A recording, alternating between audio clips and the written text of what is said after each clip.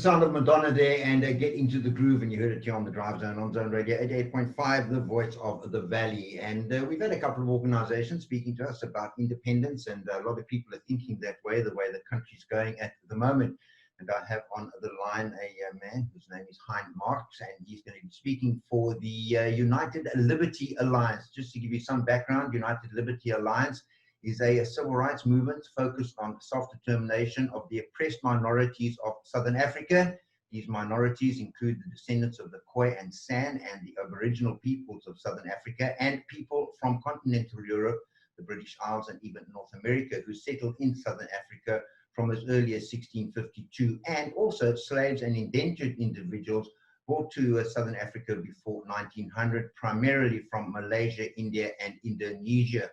Now, the ULA is an umbrella body that unites unifies a multitude of minority-led organizations through the common goal of independence. The ULA itself does not have any members. Instead, it's relying on the membership of its affiliate organizations. As of May 2018, the total membership of the ULA affiliate organization exceeded 350,000 people, and they're expecting this number to increase to around 500,000 in the new year. Have I got that kind of right? Mine. Kind of, yeah, because we're standing at the moment at about 384,000. Okay. So that and it's picking up nicely, yeah.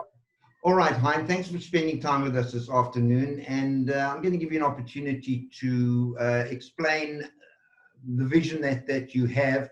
I've had a look at the documentation that you've sent to me, and I've also had a look at the map that you've sent with that. I also looked at a rather scathing letter that your organization wrote to the state president, which was very accurate in its content, but scathing nonetheless. So just explain to people the background to this and what the vision is.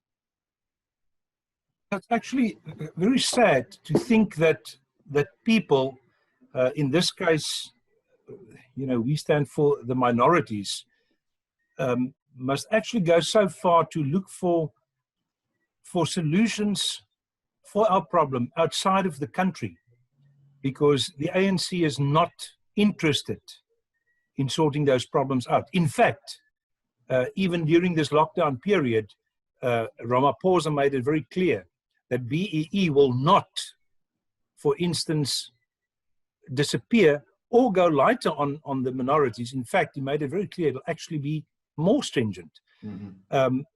And it's sad to think that you know, basically people as taxpayers are being treated as people not of this country. Mm-hmm. Now, the reality is we don't have to try and tell each other that we are as much part of South Africa or Southern Africa as, for instance, the Nguni tribes are part of the northern parts of Southern Africa. And still, we have to go and look for a solution. And what we're basically doing is, we are saying we need a solution. We don't only need a solution politically and economically and economically for ourselves, but also for our children and children's children. What's happening at the moment is that they are not only murdering on a big scale our people, but they are also economically murdering all the minority in this country by letting them out of the job market. In fact, somebody said this morning, I don't know the woman, a woman from Durban, she was actually quite upset with all the words she used. I wish I could use all the words she used, but this is a public radio, of how really upset she is. Those are the nice words, by the way.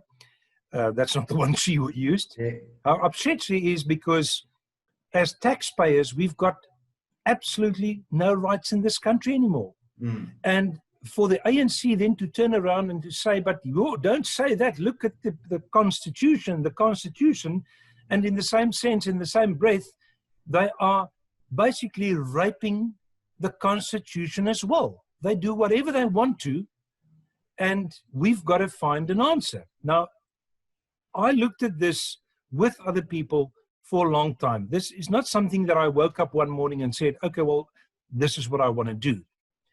Looking at it from a political point of view for a couple of years, many years, the answer came very clear. Sovereignty is the only answer. Mm-hmm. The Americans like to use the word a two-state solution. Mm-hmm.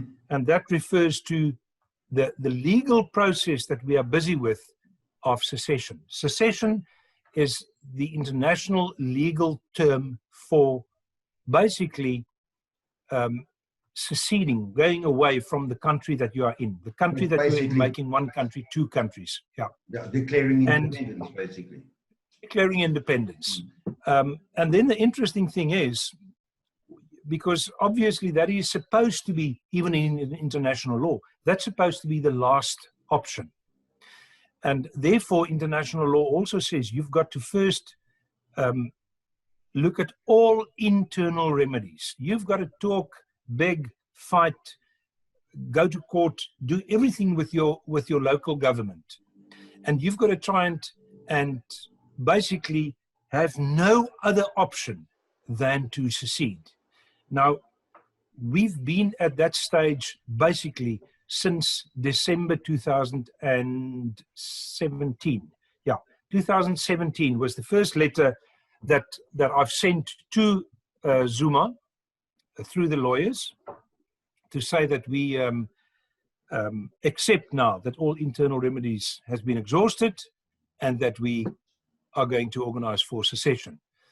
And then February last year, 2019, again, I sent a letter to Ramaphosa, quite simply because we want to make sure that they don't say, well, something fell through the cracks. That was Zuma, now it's Ramaphosa, he doesn't know about it. Not an excuse, because ignorance is no excuse before the law, but still, we did it. And this is the letter that you referred to, I suppose, that I sent to him last year through the sheriff of the court, and made it very clear, putting the whole process that we've done, what we've done, again, that he can't say, well, he didn't know about this, or he didn't know about that, because he was part of this exhausting of internal remedies in any case. Did you get any response? And this is basically what we're doing. Did you get any response to that letter? No, of course not. No. You must understand one thing, arrogance. Arrogance is a serious thing. But luckily, arrogance has caused many people, but also governments fall. All right. That's when you think that you are so powerful, you can do anything you want to, even against international law. Yeah, look, I think that they've got themselves to that kind of point where they do believe they're above everything, and it's not unusual. A lot of governments, I mean, look at Donald Trump, he also believes he's above everything. So it's not unique to South Africa that people have that level of arrogance, and it's, I think there are many other countries around the world. Vladimir Putin thinks he's above everything as well. So it's not just us. But the solution that you have, and the way I look at it, and correct me if I misunderstand it, is you're almost looking at splitting this country almost in two. If you look at the map geographically, it's almost like an east and west, and the rest of the country is on the east, and the west is the area that you're looking at. And you're looking at breaking these up into individual, I don't know, are they states? Are they how does that work? And then my question is, if you're not an organization that's doing this, are each of the individual organizations actually working on their own secession, or these population groups working on their own secession, and you just overseeing and guiding them? That's where my confusion is. Okay, no. Firstly, in terms of your question of the western and the eastern part of it, you're totally correct. Quite simply because we're using international law, we've got we need a legal basis. On what do we base this? We base it on a lot of things, and we start off with a accord that was signed the 23rd of April 1994 as the first legal basis. But in terms of the area, again, that's a legal basis. For the area is that we say, we demand, we don't ask, we demand the area where the minorities is the majority. And the interesting thing is that the minorities happens to be, although that's not our only point, but happens to be the Afrikaans speaking people. Mm-hmm. And the interesting thing is that the Afrikaans speaking people forms approximately 80% of the people in that area that we've indicated. Although we also use culture and religion as the two other points as our legal basis. Okay. And that is how that map basically, which is totally independent from us, because that's a South African government map in South Africa that shows basically the western part of South Africa in the language maps as the Afrikaans area. Now, that happens to be the greatest part of our area on the map. Okay, but when I look at that map, and you do make reference to people who were indentured laborers and things like that from Malaysia, India, and Indonesia, so a large percentage of those people live in KwaZulu-Natal, but I don't see that part of the map, or any section of KwaZulu-Natal part of the map. Yeah, because they are not the majority there, unfortunately. Okay. We can only, our legal argument is where the minorities is the majority. Okay. And unfortunately, the Indians are not the majority in any voting district in this area. That's the one part of it. The other side of your question was, does the other organizations do their own secession and we oversee it? Yeah. No. The alliance that we form basically includes a lot of organizations that some of them only look at self-defense, for instance. Others look at cultural things. So we do the legal side of it, the physical, legal, de jure process. So we're not overseeing it, we are physically doing the de jure process. And the organizations just support it by saying, well, to give an example, you've got, let's say, for instance, an organization with, let's say, 5,000 members. Yeah. But they are only an organization that look after self-defense when, well, this is the question, is it if or when the pawpaw strikes the fan in the country? They look at the self-defense when that happens. And we are saying, well, if you defend yourself, then what happens afterwards? Because this is what this is. This is the afterwards. After you've defended yourself, where are you going to? Are you going to fight for the rest of your lives? Or do you want a solution in the process? Because peace doesn't just happen. Peace, 99.9% of the times happens when the other side are so pressed into a corner physically that they've got to say, well, I give up and I accept your terms. And what will that be in the case, in this case, if we, let's say, for instance, are the losers? Then we will be more oppressed in this country. So we are saying we're looking after that, the so-called after the self-defense part of it. All right. So if I look at that map, and I'm just going to pull it up here so I can see it. I'm looking at pretty much the eastern side, the western side of the country: Kalahari, Boland, Griqualand, Karoo, Eastern Cape, Overberg, Namaqualand, Transonrania, and then there is the Cape Capital Territory that you've got in there. Is that essentially a vision for a new independent state? Totally new, and you also touched on that, so let me talk about that as well. A totally new, separate, sovereign country, but that consists out of separate sovereign countries in a confederate system. Okay, so it's almost very similar to the United States of America, where the states are almost independent, falling under a federal system. So it would be not the same, but very similar in many respects. So you would have a independent state and they will be kind of all held together by some form of controlling body. Well, controlling is probably not the right word, but a federal kind of arrangement. Is that no, not federal? Yeah, not federal, a confederal system. Okay. Because the difference between a confederate system and a federal system is that, and this is exactly what we don't want. We don't want a federal system, because a federal system like America, which they happen to also, earlier years happened to be a confederate system. A confederate system, like they are, like we want, does not have a controlling central government. Okay. A federal government has got a controlling federal government, meaning they've got, like America, they've got one government overseeing all the major things except the so-called, call it in our case, provinces kind of thing, which we don't want. Quite simply because what are we looking at? We're looking at, for instance, Griqualand. We don't want to be in charge of the Griquas. The Griquas must be in charge of themselves.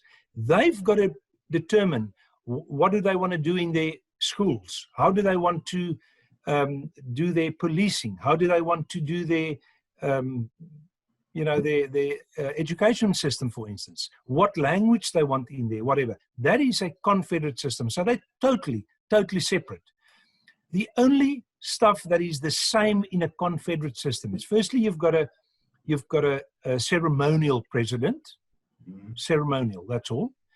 Then you've got a central army, which is very important because you've got one big outside border that must be looked at. In our case, even more so.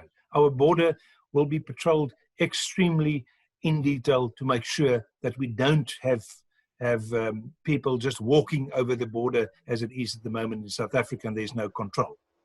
And then obviously you will have one central Department of External Affairs, because you need exactly the same policy for external affairs. You can't have, let's say, for instance, Griqualand saying, well, we don't mind the black tribes coming in. It's our border, our outside international border. We don't mind. But the Namas or the Europeans say, well, we don't want it. This is exactly why we wanted to be away from them.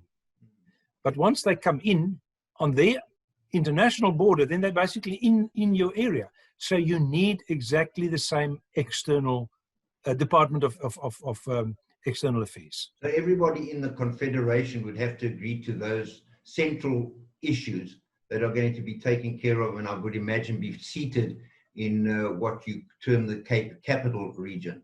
The reason why there's a Capital region is quite simply because in virtually all the other areas, obviously, Griqualand is not called Griqualand because somebody decided to just give it a name. It's called Griqualand because it happened to be Griqualand for hundreds of years. Namakwaland is called Namakwaland because that's where the Namas come from. Bushmanland is called Bushmanland because that's where the Bushmans or the sand came from. The Cape Peninsula is an area which, if I ask you today, who does it belong to? The Europeans or the Coloureds? You can't tell me because they've been there since 1652. So that's the only, call it, Confederate state where it'll be. You'll have to have the Coloureds and the Europeans together there. Okay, let me pose this question to you. So we've got these. So effectively, if I'm understanding this correctly, and I'm not the smartest guy, but if we look at something like Namakwaland, okay, a person would then be a citizen of Namakwaland. Am I right? That's right. As an independent. What happens if that person lives and resides in Durbanville?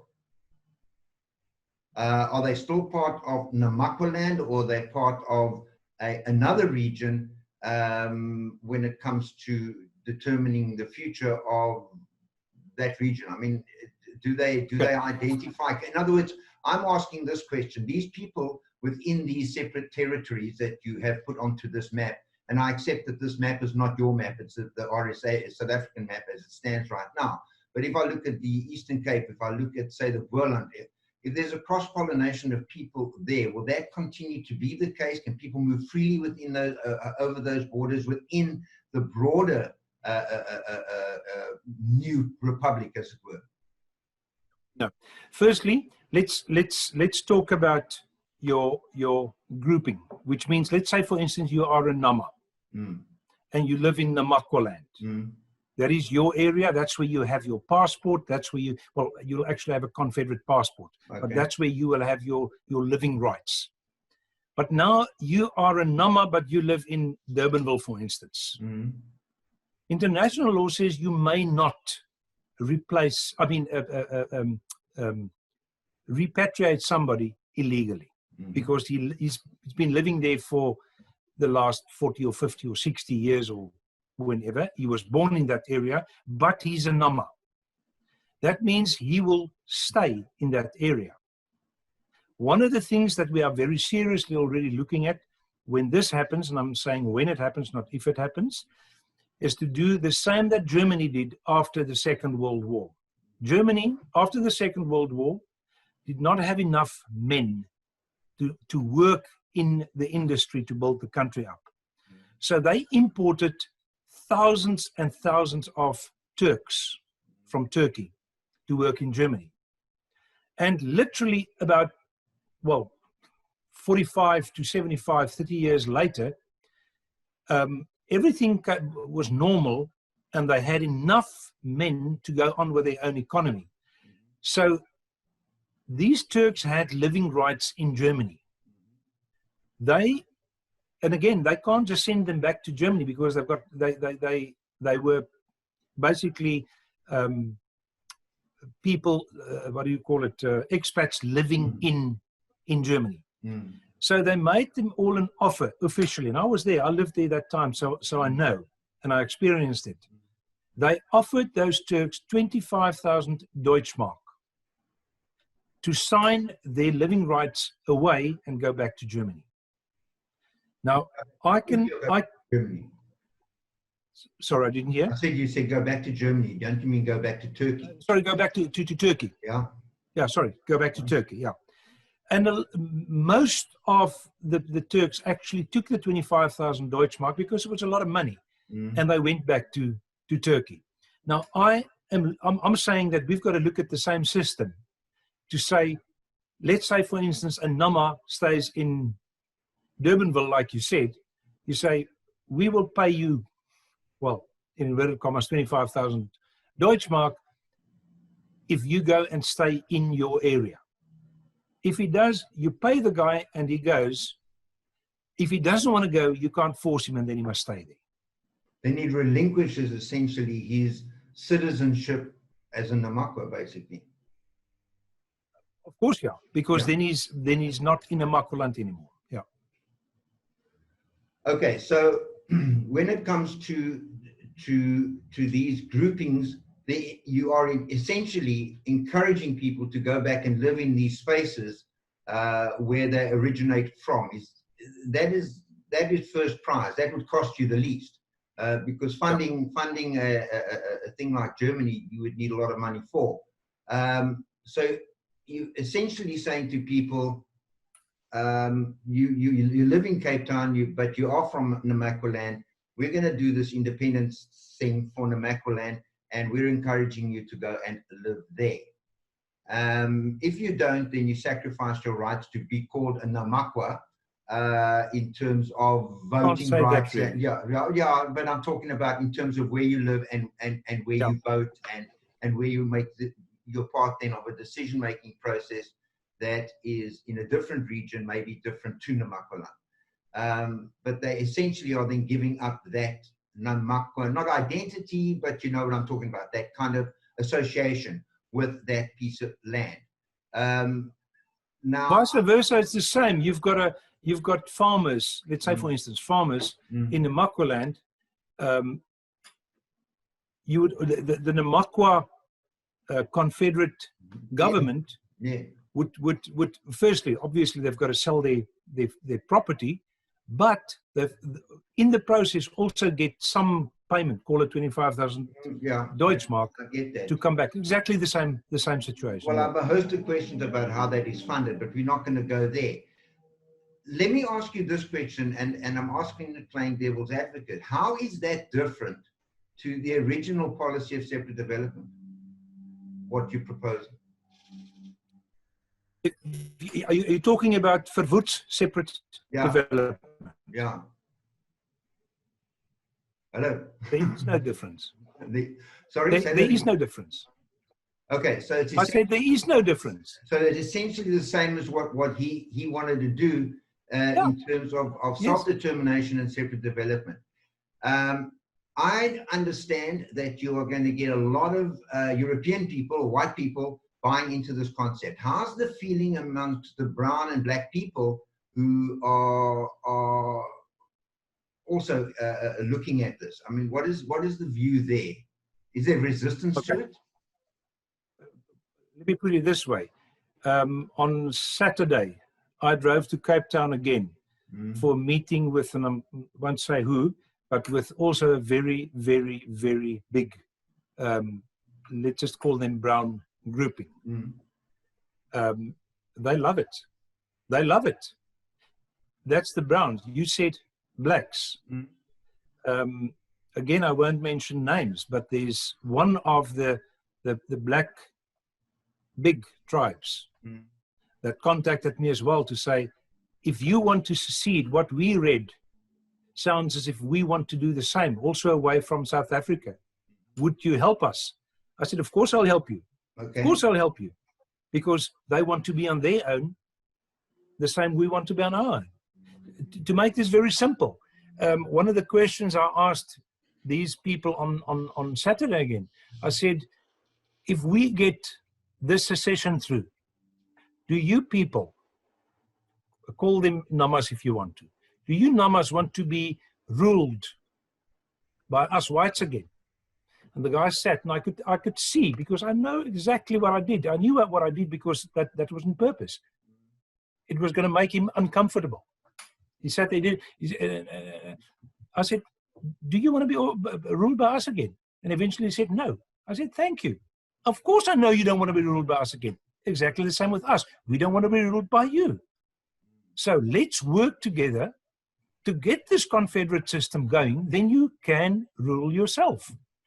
The difference is, in a confederate system, that's exactly the reason, if you go and read the theoretical idea behind confederacy, is to pool your resources and to make yourself as an area much stronger in a lot of ways, from production to army, by the way, because of your putting together of all your men and women, by the way. But that's the whole idea. That's why separate development, as Verwoerd saw it. Remember, we may not use the word Verwoerd as much as we also may not use the word Jan van Riebeeck anymore. For what reason, I don't know. But one thing is for sure, separate development is exactly what is happening in the whole world at the moment. But that's what we have been working on for a couple of years already. What kind of criticism? And no, it didn't come from Verwoerd. And no, I didn't get my idea from Verwoerd about it. A confederacy is something that was born many, many hundreds of years before Verwoerd was there. No, I accept that. What kind of criticism have you had to face because of this thinking and this strategy? Have you faced criticism? You know, the sad thing is that the criticism that I've had until now were from our own people. But again, I won't say who it is, because they are all individuals, part of big organizations, that if this goes through, then those organizations doesn't have any right of existence anymore. So as individuals, they've got a lot to lose. Yeah. It's much easier to stay under the current system where they must exist because that's who they are. Under a new compensation, they don't there's no need for organizations like that. Okay. So therefore, they are against it. It's as simple as that. In terms of individuals, and we're talking about thousands and thousands, have I had criticism against secession? A criticism that goes as far as, yes, but the government won't allow it. Yes, we know they won't allow it. Yes, but is this really possible? May you do it? Yes, of course it's possible. It's international law. Is it possible? It's possible, yes, if people stand together. So the reality is most people, when they understand what it's about, also understand there is no other option. And I've said this for many years. If anybody can come with a better solution than secession, please come up with it. Look, I think... But I haven't heard any other solution yet. I think that secession is if you'd spoken about secession 5 years ago, everybody would have said, yeah, pipe dream. And yes, you're right. That's exactly what happened to me. Yeah, and the more this government shows its hand, particularly during this this COVID-19 crisis, they've showed their hand more and more. I think people are getting to a point where they believe that secession is probably the only way forward. And I make no secret of the fact that I believe that personally. But how it's going to be achieved and whether there's going to be any, whether the attempt or the effect is going to be diluted to a point where it possibly never happens because of that, is something that concerns me, because I listen to what you say and your plan has merit. But then I listen to an organization like Cape Exit, and their structural approach to it is completely different. Now we've got, in those areas that we're talking about, a population that needs to decide. Now you need to get to, I don't know, well, to force a referendum, I believe we need something like 1.6 or 2 million signatures or something like that. Whatever the number is, it's quite a lot of people in order to have a referendum. And then people go and vote in that area and say, yes, we want out, yes, we want in, whatever the case may be. Now, you're driving for a referendum for that particular model. Am I correct? Yes, sure, because that's part of international law, is that you've got to make it very clear on paper, not talk. There are too many talkers in life and too little doers. Your paperwork must be open to not only the public, but to the international community. So everything that we want to do must and is well known on our website and actually communicated with the international community. Okay, but the bottom line here is that there's a referendum that is essentially going to decide whether it goes forward or not. Because at the end of the day, the best will in the world and the best theory in the world right now, it's still a theory. Although it's gaining traction, it is a theory that needs to be ratified almost by a referendum. In this case, I must also make clear that it's a theory. It's not a theory. It's actually a law that has been proven that can happen 193 times already successfully. No, I'm not disputing that. I'm just saying that right now it's a model that's out there. It's an option. And until such time as people, like you say, take action on it, it remains a model. That action is a referendum. Once people go into this thing and you've got a total population of X in this region, and they go and they say, we are 1.6 million or 2 million people who believe that we should have this, and then you can go and have the referendum. It's only once a referendum takes place that you have a yay or nay one way or the other. Now that could be yes, it could be no, but whatever it is, that will be the mandate in terms of going forward. But the point I'm making is that your referendum is for a specific model and a specific territory. Cape Exit have a referendum that they're looking to have for a completely different model. How does somebody is it a question of having to choose one or the other, or is there one great one big referendum that can be held that says, listen, in principle, we want to secede this piece of ground, but we're not sure yet how we're going to do that. We will debate that amongst ourselves and determine that for ourselves. Is there going to be one referendum, or are we facing 3 or 4 referendums?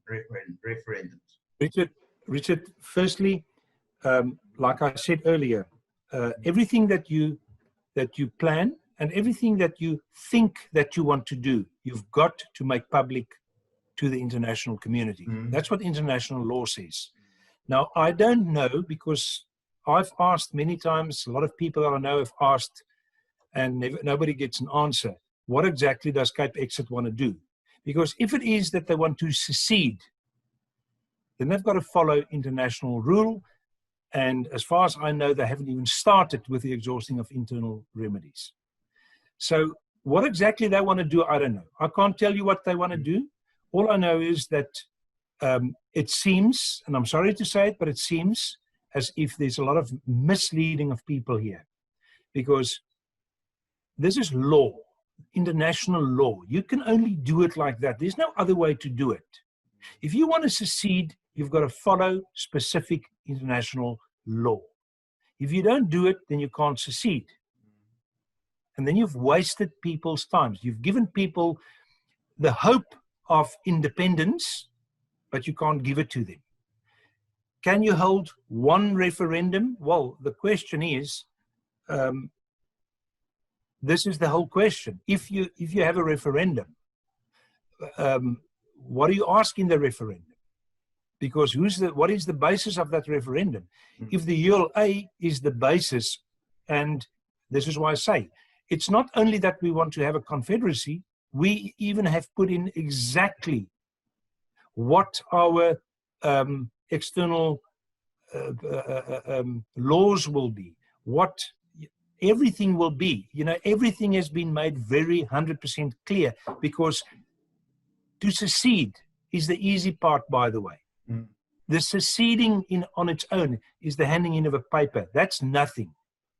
But it's the pretext. It's all the work up until seceding. That's most of the work.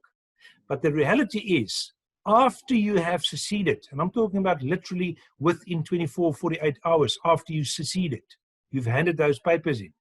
The most important is that one other country must acknowledge your independence, because without acknowledging it, your secession is worthless. Worthless. No country in the world will acknowledge your secession if they don't know why you've seceded, and what do you want to do, how is your government structure is going to look like, who's the people that's going to be in there. That's logic. I mean, the whole secession law is actually very logic. Everything that is written there makes sense. But I just want to come back to one thing that you said earlier.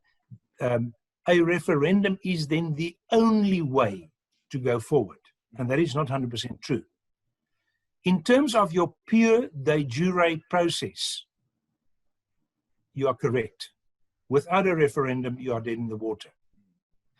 Now, I have not made a secret of it for a couple of years already, that there are two ways that we can get our independence. The one is the pure de jure process of following international law on secession. The other way is that because we have 90% plus followed international law on secession, which means the international community knows exactly who we are, what we want, where our border is going to be, who's going to be there, and how we're going to run the country. Because of that, the other way is that if a civil war breaks out, wow, nobody wants to talk about it. Well, we have to talk about it. Why? Malema talks about it in every sentence that he opens his mouth. Ramaphosa started talking about his people. So he already excluded all the minorities. So the chances of a civil war in this country is not something that we can put our heads in the sand like a ostrich and say, well, we hope it doesn't happen. Well, of course we hope it doesn't happen. But we've got to open our eyes. There are some people that must pull their heads out of their sand and look at it. Because if a civil war happens, then suddenly your whole process of secession in terms of the law that you followed becomes extremely important, because then you can do a unilateral declaration of independence. Which is what... And again, that independence, I mean, that unilateral declaration of independence is again worthless if another country doesn't accept it. And no country will accept it if they don't know who and what and what those people want to do. That's why I say what the ULA has done until today, the world community knows. And I'm not talking about the Facebook groups and the WhatsApp groups. I'm talking about the international community. Who is the international community? People talk about it. Those are the governments in power in the rest of the world. So let's make that clear to the people. When we talk about the international community, we're not talking about Tanisani and Wimpit on the stoep. We are in the other countries. We are talking about the governments in power in the other countries.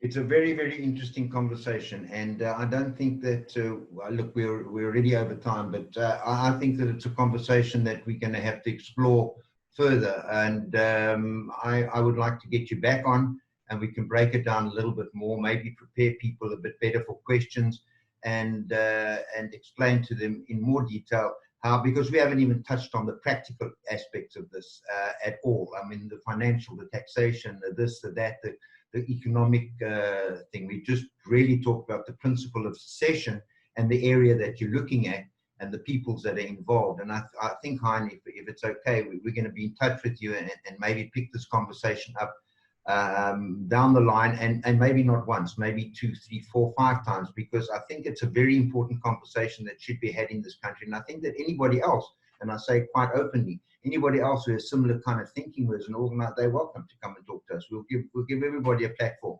People need to make up their own minds. And what we want to do at Zone Radio is give people the opportunity to make the best qualified decision that they can make based on the information that they've received. And I think you've done a great job this afternoon of explaining that. I'm certainly not comparing one organization with the other. What did concern me and what still concerns me, and I'm not going to go into it in too much depth here, is I'm concerned about how many referendums people are going to be dealing with, or the possibility of multiple referendums and that type of stuff. But that's just my lack of understanding, and I'm not going to bog our listeners down with an explanation for that. I can answer you that very clearly. Forget about many different referendums, quite simply because a referendum costs hundreds of millions of rands.